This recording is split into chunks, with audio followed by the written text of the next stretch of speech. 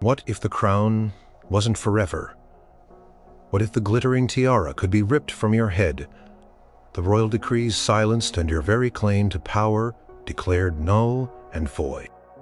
For medieval queens, the line between absolute power and utter ruin was terrifyingly thin, often defined by the whims of men, the fortunes of war, or the chilling whisper of a political accusation. In a world before 1500, where queenships were forged in alliances and secured by heirs, some royal women found their elevated status crumble.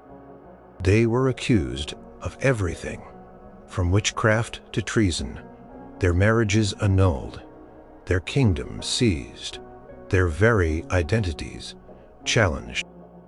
These are the stories of 6 medieval queens who saw their glorious titles stripped away, sometimes with devastating consequences. Number 1. Joanna I of Naples. The air in Naples was often thick with plots, but for Joanna, the first queen regnant, the drama of her life was less a whisper and more a thunderous, relentless storm. Born in 1326, Joanna inherited the opulent but volatile kingdom of Naples and the county of Provence from her grandfather, King Robert the Wise. At just 16 years old, this was not a realm to be ruled by a timid hand. It was a crossroads of power in southern Italy, constantly contested by the Holy Roman Empire, the papacy, and various ambitious noble houses. Joanna, as a queen in her own right, faced the unique challenge of securing her personal authority in an age when female rulers were often viewed with suspicion or as temporary placeholders. Her reign began in controversy, setting a grim precedent for the turmoil that would define her life. Her grandfather, King Robert, had arranged for her marriage to Andrew of Hungary, a cousin, to cement an alliance. The union was deeply unhappy. Andrew was uncouth, ambitious, and dominated by his Hungarian retinue. He yearned for greater power, demanding to be crowned King of Naples in his own right, an act that would have significantly diminished Joanna's authority. The Neapolitan nobility, fiercely protective of their queen's independence, also resented Andrew's Hungarian influence. This simmering tension erupted on a dark night in September 1345, when Andrew was brutally murdered during a hunting trip at Avarsa. He was reportedly seized by conspirators, strangled, and then thrown from a window. The finger of blame immediately pointed at Joanna. While her direct involvement has been debated by historians for centuries, her perceived indifference to her husband's demise and her quick marriage just months later to Louis of Taranto, another cousin, fueled suspicions. King Louis I of Hungary, Andrew's older brother, vowed vengeance. He launched a full-scale invasion of Naples, portraying himself as the avenger of his murdered sibling. Joanna, facing overwhelming military force, fled her capital. She sailed to Provence, a domain she also controlled, and sought refuge and support from the papacy in Avignon. During this period of exile, Joanna was effectively a queen without a kingdom. Louis of Hungary seized Naples, briefly establishing his rule. Joanna, however, was a shrewd negotiator. She appealed to Pope Clement VI, who held a complex position as both spiritual leader and a temporal lord, with significant influence over Naples. She traveled to Avignon in person, presenting her case with eloquence and force. The Pope, perhaps seeing an opportunity to assert papal authority, held a formal inquiry into Andrew's murder. Joanna presented a powerful defense, and remarkably, in 1348 the Pope solemnly declared her innocent of the crime. Furthermore, in a significant diplomatic move, Joanna agreed to sell the city of Avignon to the papacy for a considerable sum, which historians suggest was likely a quid pro quo for the Pope's exoneration. With papal backing, and as Louis of Hungary's army was ravaged by the Black Death, Joanna was able to return to Naples in 1349. She slowly, painstakingly reasserted her control, ruling alongside her new husband Louis of Taranto, who was eventually crowned King of Naples. This period saw Joanna regain her throne and re-establish her authority. demonstrating an impressive resilience. She navigated numerous rebellions and political intrigues, marrying 2 more times after Louis of Taranto's death to maintain stability and alliances. She became a significant political figure, a patron of arts, and a capable administrator. However, the political landscape of Italy was never truly settled, and the greatest threat to Joanna's queenship would emerge not from an invading army, but from a schism within the very heart of the church she had so carefully cultivated.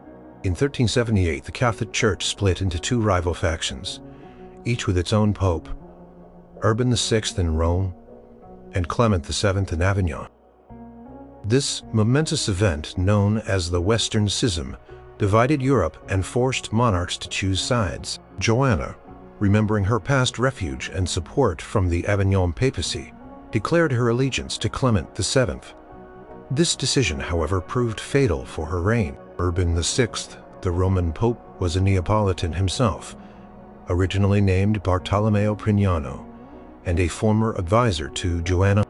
Enraged by her choice and perhaps seeing an opportunity to assert his temporal power and control Naples, Urban VI took a drastic and unprecedented step. He excommunicated Joanna I from the church. More critically, he declared her deposed from her rightful kingdom of Naples and formally invested her cousin and adopted heir Charles of Durazzo with the crown of Naples. This was a direct, explicit stripping of her title and her right to rule by the highest spiritual authority in the Western world, backed by a powerful claimant. Charles of Durazzo, a skilled military leader with his own ambitions, wasted no time. With the blessing and financial support of Pope Urban VI, he launched an invasion of Naples in 1381. Joanna, now an older woman, struggled to rally support. Her once loyal nobles were divided, many swayed by the Pope's declaration, or simply opportunistically siding with the rising power. She was besieged in her Castel Nuovo, the imposing fortress that dominated Naples harbor. The siege was brutal and prolonged, but Joanna's forces were ultimately overwhelmed. Charles of Durazzo captured her in 1382. Her capture marked the definitive end of her reign. She was no longer Queen of Naples in any practical sense. Joanna was imprisoned first in the Castel dell'Ovo and then transferred to a more remote fortress. The political drama was not yet over. Louis I of Anjou, a French claimant whom Joanna had designated as her heir after her break with Charles of Durazzo, was attempting to invade Naples. To prevent any possibility of Joanna being rescued and restored, Charles of Durazzo made the final, chilling decision. In May 1382, Joanna I was murdered on his orders, allegedly suffocated with a pillow, mirroring the very fate of her first husband so many decades before. Her life, which began in a cloud of suspicion and ended in a dramatic stripping of her crown, and her life stands as a testament to the brutal realities of power in the medieval world. She was a queen who lost her realm, not once, but twice, finally perishing in the shadow of a title she no longer held. Number 2. Margaret of Anjou. The Wars of the Roses, a brutal, decades-long dynastic struggle for the English throne, tore England apart in the mid-15th century. At its heart, leading the Lancastrian cause with a ferocity unmatched by any of her male counterparts, was Margaret of Anjou. Born in 1430, she was a niece of the formidable King Charles VII of France, a princess of a powerful European house. Her marriage to the pious, gentle, but ultimately weak King Henry VI of England in 1445 was supposed to secure peace between England and France after the 100 Years' War. Instead, it plunged her into a vortex of English politics, where her very presence and later her ambition would lead to her tragic downfall and the stripping of her queenship. When Margaret arrived in England, she was a young bride, just 15 years old. Henry VI, older than her by several years, was more interested in scholarship and prayer than in governance. He suffered from bouts of severe mental illness, rendering him completely incapacitated for long periods. This created a dangerous power vacuum, and ambitious nobles particularly those of the House of York, led by Richard, Duke of York, began to openly challenge the authority of the crown. Margaret, initially overshadowed, began to step into this void. She realized that for her and any future children to survive, she needed to assert her power and protect the Lancastrian dynasty. The birth of her son Edward in 1453 was both a blessing and a curse. It solidified the Lancastrian line, but also intensified the rivalry with Richard of York, who had effectively been Henry VI's heir presumptive.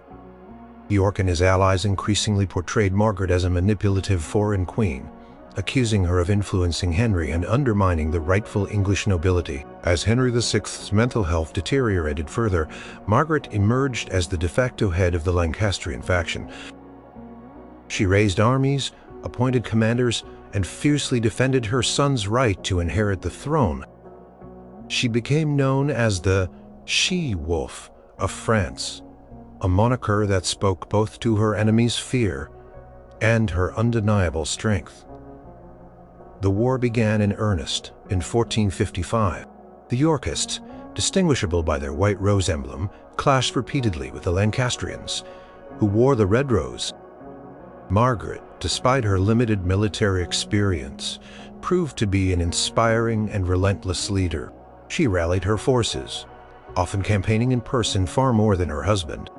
In 1460, at the Battle of Wakefield, her Lancastrian army achieved a stunning victory, killing Richard of York and his son Edmund, the Earl of Rutland.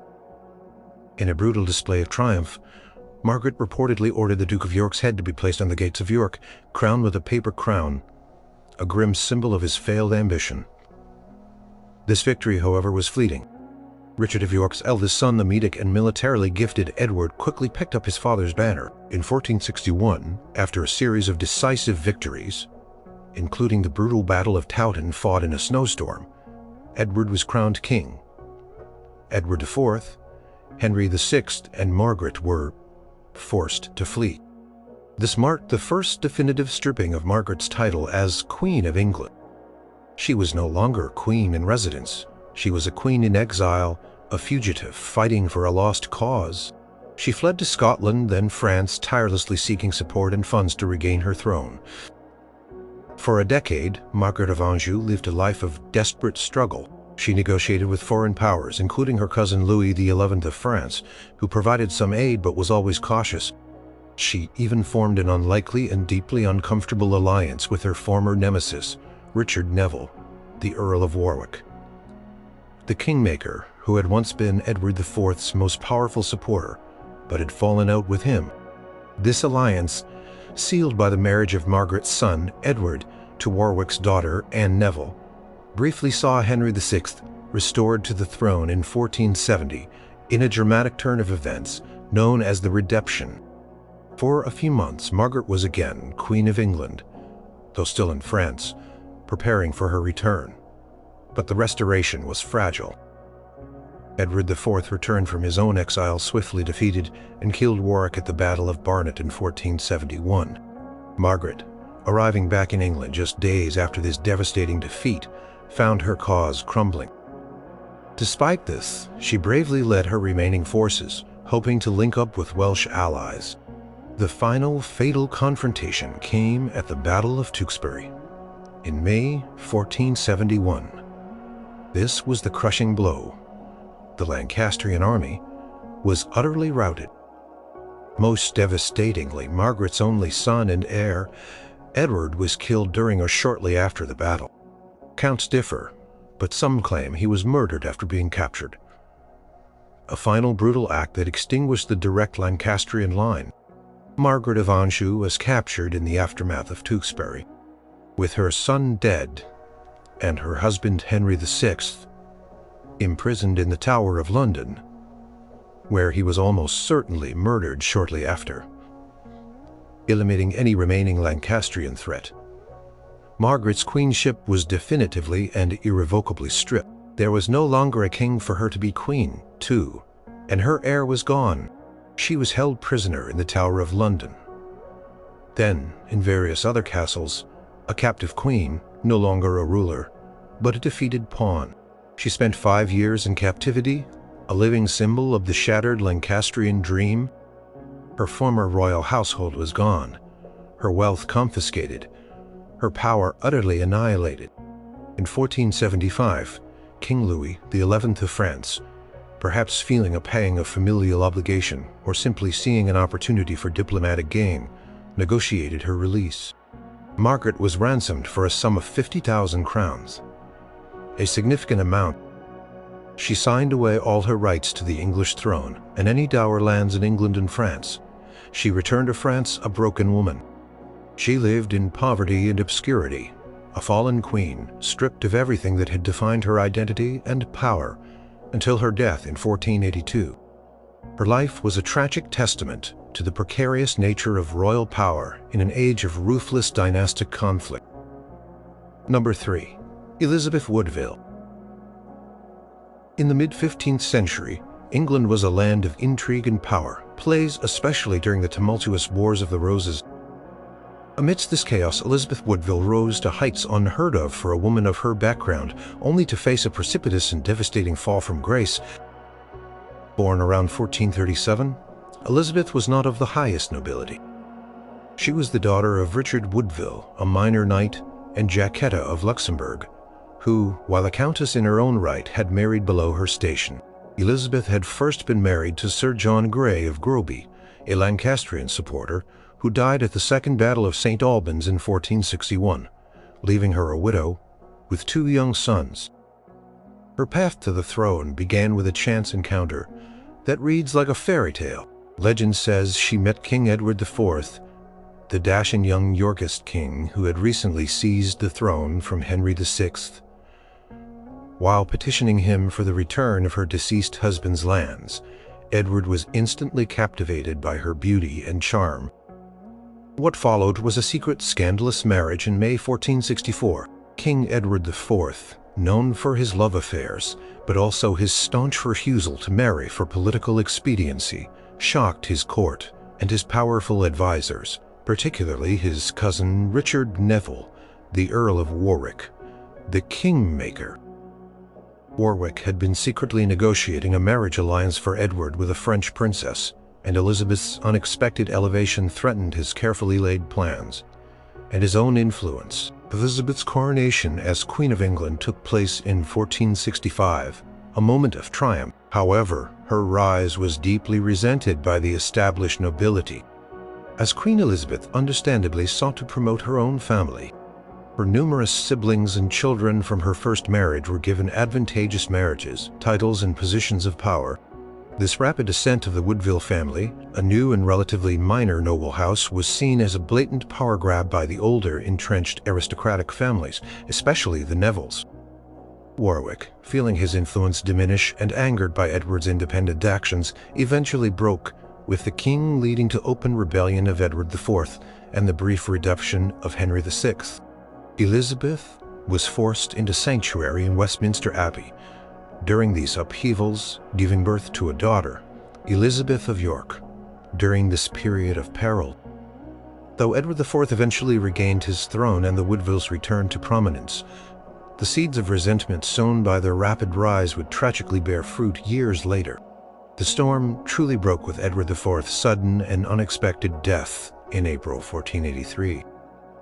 Their eldest son, the 12-year-old Edward V, was immediately proclaimed king, and Elizabeth, as his mother, naturally expected to play a central role in the Regency Council. However, her brother-in-law, Richard, Duke of Gloucester, whom Edward IV had named as protector of the realm, had other plans. Richard of Gloucester, a highly ambitious and shrewd politician, swiftly moved to seize control. He intercepted young Edward V and his Woodville escort, removed the new king from his Woodville relatives, and brought him to London. Elizabeth, recognizing the grave danger, immediately took sanctuary again in Westminster Abbey, this time with all her remaining children, including her 5 daughters. This act of seeking sanctuary already symbolized a functional stripping of her power, as she was no longer in control of the king or her own movements. What happened next was a carefully orchestrated political coup that explicitly stripped Elizabeth of her title and her children of their legitimacy. Richard of Gloucester, through a combination of propaganda, legal maneuverings, and accusations, began to undermine the validity of Edward IV's marriage to Elizabeth. He found willing allies in some of the disgruntled nobility and even a bishop, Robert Stillington, who testified that Edward IV had entered into a pre-contract of marriage with another woman, Eleanor Butler, before marrying Elizabeth Woodville. In medieval law, a pre-contract was legally binding and would render any subsequent marriage null and void. On June 25, 1483, a document known as the Titulus Regius, the royal title, was passed by Parliament declaring Edward IV's marriage to Elizabeth Woodville bigamous and therefore invalid from the beginning. This catastrophic pronouncement had immediate and devastating consequences. If the marriage was invalid, then all of their children, including the young King Edward V and his younger brother Richard, Duke of York, the princes in the Tower, were declared illegitimate. This act removed them from the line of succession, making them bastards in the eyes of the law, and rendering their mother Elizabeth no longer Queen Dowager, but merely a Lady Elizabeth Grey, with no claim to the title or the dower lands that came with it. Richard of Gloucester was then declared the rightful King of England, and crowned Richard III. Elizabeth, stripped of her title, her children's legitimacy, and with her sons in profound despair and political impotence, she remained in sanctuary, a queen effectively, decrowned and erased from the royal lineage by legal decree, a dramatic and complete stripping of her queenship. She remained in sanctuary for some time, her fate hanging in the balance. Eventually, Richard III made a peace overture, promising safety for her daughters, and Elizabeth came out of sanctuary in 1484. The full extent of her desperation was revealed when she secretly conspired with Margaret Beaufort, the mother of Henry Tudor, the leading Lancastrian claimant. They agreed that Henry Tudor should invade England, defeat Richard III, and marry Elizabeth's eldest daughter, also named Elizabeth of York. This daring plan came to fruition in 1485. Henry Tudor defeated and killed Richard III at the Battle of Bosworth Field, ending the Wars of the Roses. He was crowned King Henry VII and subsequently married Elizabeth of York, uniting the warring houses and establishing the Tudor dynasty. This marriage finally restored some of Elizabeth Woodville's status. Her daughter was queen, and her family was back in favor. She was formally recognized as Queen Dowager once more, and her dower lands were restored. However, her influence remained limited. In 1487, she chose or was encouraged to retire to Bermondsey Abbey, a monastery where she lived out her final years. She died in 1492, having experienced the dizzying heights of queenship, its devastating stripping by a hostile legal maneuver, and a partial, quiet restoration. A life marked by the profound and precarious nature of royal status. Number 4. Joanna of Navarre. The early 15th century in England saw a new Lancastrian king, Henry IV, consolidating his power after deposing Richard II.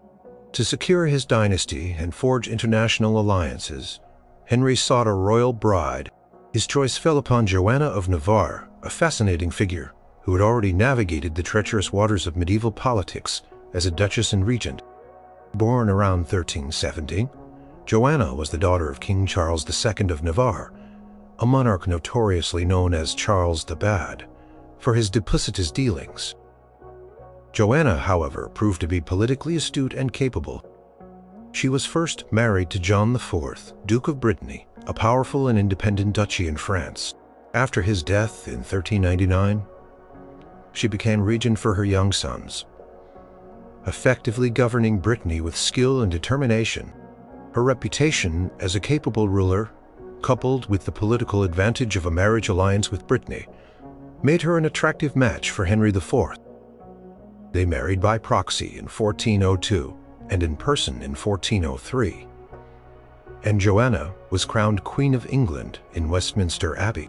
She quickly adapted to her new role, demonstrating a strong, supportive relationship with her new husband, Henry IV, despite the fact that she had no children with him, only her sons from her first marriage. She developed good relationships with her stepsons, particularly the future Henry V. She established her household, oversaw her dower lands, the income-generating estates set aside for the queen, and engaged in the ceremonial and diplomatic duties expected of a queen consort. The true test of Joanna's position came after Henry IV's death. In 1413, her stepson, Henry V, a formidable and ambitious king who would become famous for his military campaigns in France during the 100 Years' War, ascended the throne. Joanna, as the Queen Dowager, was entitled to her dower lands, a substantial income, and continued respect. She resided at various royal residences, maintaining a significant household and continuing to engage with her stepsons. It seemed she had successfully transitioned from queen consort to respected dowager. However, the immense financial pressures of Henry V's war in France created an insatiable need for funds. The English crown was perpetually short of money to sustain its ambitious military campaigns. It was against this backdrop that Joanna's fortunes took a sinister turn. In 1419, at the height of Henry V's successes in France, a shocking accusation was levied against Queen Joanna. She was accused of witchcraft and of attempting to poison the king. The alleged instigator of these charges was a Franciscan friar named John Randolph, Joanna's confessor. Under intense interrogation and possibly torture, Randolph confessed to casting spells and creating wax effigies designed to harm the king and his sons. Other members of Joanna's household were also implicated. These accusations were incredibly serious in the medieval period where belief in witchcraft was widespread. The accusation of regicide through sorcery was an ultimate act of treason, punishable by death. Precise motivations behind these charges remain a subject of historical debate, but most historians agree that they were almost certainly politically orchestrated. It was a convenient way to deal with a politically inconvenient figure. Joanna, as a foreign queen dowager, possessed considerable wealth through her dower lands. Stripping her of her status and property would provide a much-needed financial windfall for the king's war chest. Furthermore, despite her good relationship with Henry V, she was still a foreign presence, and in a time of nationalistic fervor, fueled by the war with France, a foreign queen could be seen as a liability, especially if there were any doubts about her loyalty. The immediate consequence of these accusations was swift and brutal. Queen Joanna was summarily arrested. Her dower lands, jewels, and all her movable goods and wealth were immediately confiscated by the crown. She was imprisoned first at Leeds Castle in Kent, a royal stronghold, and later transferred to the more secure Rochester Castle. This act was a complete stripping of her functional queenship. She was no longer Queen Dowager in any meaningful sense. She had lost her freedom, her income, her household, and her reputation. She was a royal prisoner, stripped of her dignity and her wealth, accused of the gravest crimes, and cut off from the world she had known. Joanna remained imprisoned for 4 long years. During this period, the king used her confiscated income to fund his military endeavors in France. It seems there was no serious attempt to prosecute her in a public trial, which further suggests the charges were primarily a pretext for her removal and financial gain. The lack of a formal trial meant there was no legal process to clear her name, leaving her under a cloud of suspicion, regardless of her actual guilt or innocence. Her fortunes finally changed with the death of Henry V in 1422. The new king, Henry VI, was an infant, and the Regency Council that governed in his name faced a new set of political calculations.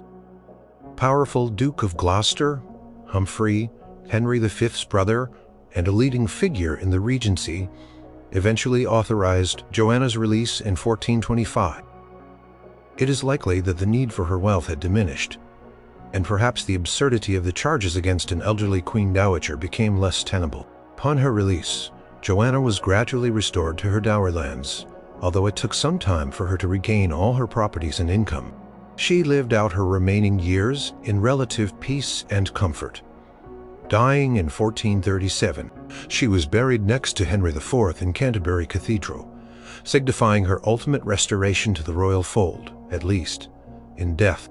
Joanna of Navarre's story serves as a stark reminder that even queens, particularly dowagers, could be vulnerable to political machinations, their titles and wealth stripped away on fabricated charges. Her ordeal shows the fragility of status and the ruthlessness of power in a medieval court. Number 5. Margaret I of Denmark. In an age dominated by powerful kings and dynastic struggles, Margaret I of Denmark stands out as one of the most remarkable and influential rulers of the medieval period, often hailed as the Semiramis of the North. Born in 1353, she was the daughter of the formidable Valdemar IV of Denmark. From a young age, she demonstrated exceptional political acumen and strategic thinking. Her life was a testament to her ambition, her skill at diplomacy, and her unwavering determination to forge a powerful union of the Nordic kingdoms. While she didn't lose a title through personal fault or accusation, her story is one of losing effective control over a kingdom she had worked tirelessly to unify, a political stripping of a realm from her grand vision. Margaret's early life saw her married at just 10 years old to Håkon VI, King of Norway and co-ruler of Sweden. This strategic alliance was meant to combine the Nordic crowns. Their son Olaf was born in 1370. When her father, Valdemar IV, died in 1375, Margaret, acting as a regent, skillfully secured her young son Olaf's election as King of Denmark, sidelining other claimants. When her husband, Håkon VI, died in 1380, Olaf also inherited the Norwegian crown. Margaret became regent for both Denmark and Norway, demonstrating her extraordinary capacity for governance. Tragically, Olaf died suddenly in 1387, at the young age of 17, leaving Margaret without a direct heir. This might have spelled the end of her power, but Margaret was not one to fade into the background. Recognizing her immense capabilities, the Danish nobility, who had witnessed her effective rule, proclaimed her sovereign lady and master of Denmark. The Norwegian nobility soon followed suit, recognizing her as their regent. Margaret uniquely held the reins of power in two kingdoms, not through inheritance for herself, but through her undisputed political genius and the trust she commanded. Her ambitions, however, stretched beyond Denmark and Norway. Sweden at the time was ruled by the unpopular German king, Albert of Mecklenburg. Swedish nobles, chafing under Albert's heavy-handed rule and his promotion of German favorites, appealed to Margaret for assistance. Seeing an opportunity to unite all three Scandinavian kingdoms, Margaret agreed to intervene. In 1389, her forces decisively defeated King Albert at the Battle of Folkoping. Albert was captured, and Margaret was proclaimed sovereign lady and master of Sweden as well. This was the pinnacle of her achievement. She had united Denmark, Norway, and Sweden under her effective rule. To formalize this unprecedented union, Margaret carefully chose a successor. In 1397, she arranged for her great-nephew, Eric of Pomerania, to be crowned king of all three Nordic kingdoms at Kalmar, in what became known as the Kalmar Union. Margaret, however, retained the real power as regent, continuing to govern the vast new realm with wisdom and a firm hand. She implemented a centralized administration, established a unified legal framework, and worked to reduce the power of the nobility while ensuring the stability of the union. She was a master of diplomacy and governance, maintaining peace and prosperity in a region historically prone to conflict. Margaret ruled the Kalmar Union with exceptional skill until her death in 1412. She never officially used the title of queen for herself in the United Kingdom, preferring sovereign lady, maintaining the legal fiction that Eric was the true monarch. But everyone knew who held the true power. She bequeathed to Eric a vast and relatively stable triple monarchy. However, the very union that Margaret had painstakingly forged contained inherent tensions that would eventually lead to the stripping of the Swedish crown from the grip of the Danish-dominated union she had created.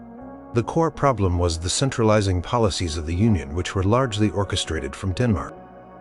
The Swedish nobility and peasantry increasingly resented the imposition of Danish officials, higher taxes, and the focus on Danish interests over their own.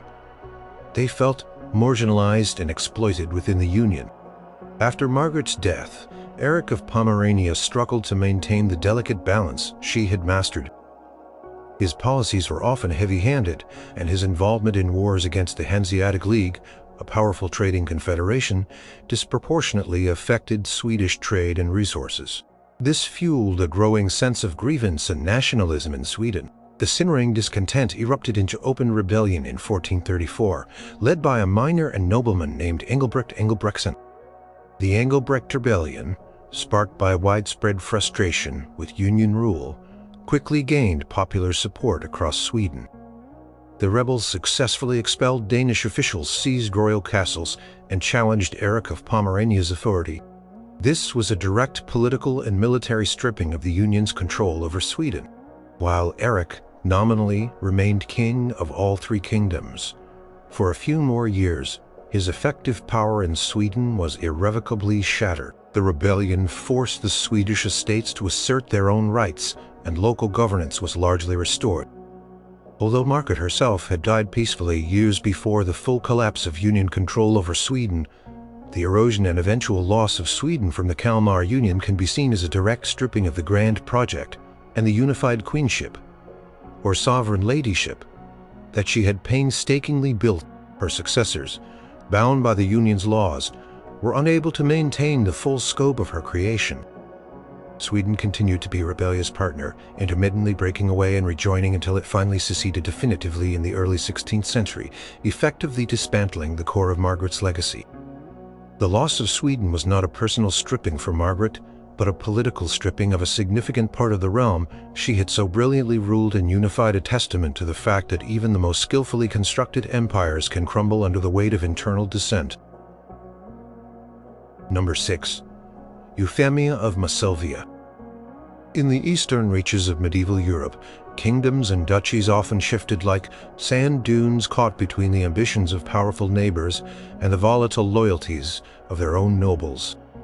It was into this complex landscape that Euphemia of Masovia, a Polish princess, stepped only to find her fleeting moment as queen brutally cut short. Born around 1292, Euphemia was a daughter of Duke Boleslaw I of Masovia, a region in central Poland. Her marriage, in 1310, to Boleslaw Jerzy II, a Piast prince who was Duke of Galicia, Volhynia, a significant territory in what is modern-day Ukraine, was a strategic alliance cementing ties between her Polish homeland. Galicia-Volhynia was a diverse and often turbulent land, inhabited by a mixed population of Ruthenians, ancestors of modern Ukrainians, Poles, and various other groups. Its strategic location made it a prize for surrounding powers, including the Kingdom of Poland, the Grand Duchy of Lithuania, and the Golden Horde. Boleslaw Jerzy II, as its ruler, faced the constant challenge of maintaining control and navigating these external pressures while managing the powerful local aristocracy, known as boyars. Euphemia, as the wife of the Duke, would have held the title of Duchess or Princess Consort of Galicia-Volhynia, a position of considerable status.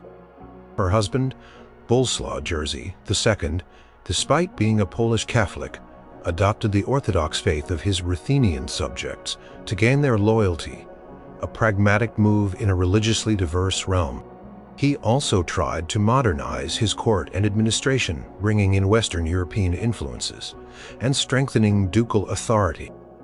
This effort to consolidate power and bring in foreign elements, however, was viewed with suspicion by the conservative, fiercely independent boyars.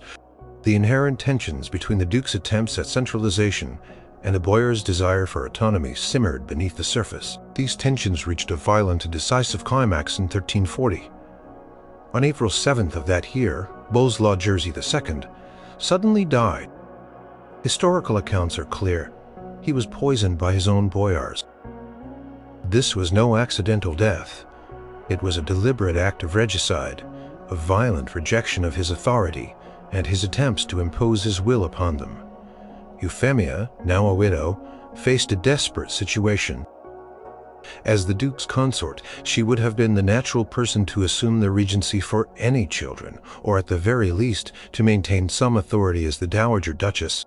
However, she was a Polish princess in a predominantly Ruthenian land, and the boyars who had murdered her husband had done so precisely to assert their own power and prevent any continuation of his policies. They had no intention of allowing a foreign queen or her potential children to rule over them. The moment of her husband's death was the moment Euphemia was effectively stripped of her title and any remaining power. The boyars, having eliminated the Duke immediately, refused to recognize her as regent or even as a figure of authority.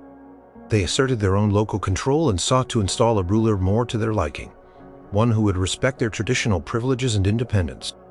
Euphemia, isolated without military support, and facing a hostile and unified boyar council, had no choice but to yield.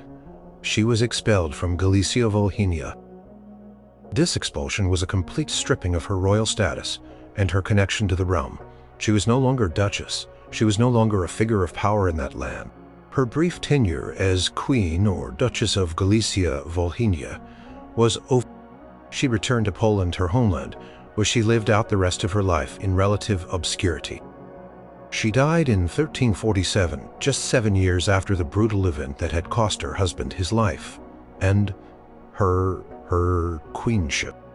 Euphemia of Masovia's story is a stark example of how, in the volatile medieval world, a queen's status was often entirely dependent on the survival and power of her husband. When he fell, especially in a hostile and violent manner, her own position could vanish in an instant, leaving her stripped of everything that had once defined her royal existence. Her fate illustrates the precariousness of queenship in territories where local powers fiercely resisted the imposition of external authority, regardless of who wore the crown.